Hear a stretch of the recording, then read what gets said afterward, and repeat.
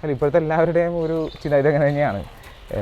വിശുദ്ധനാവണ്ട വിശുദ്ധനാവണ്ട, എങ്ങനെയെങ്കിലുമൊക്കെ ഒരു നല്ല മനുഷ്യരായിട്ട് അങ്ങ് ജീവിക്കുക.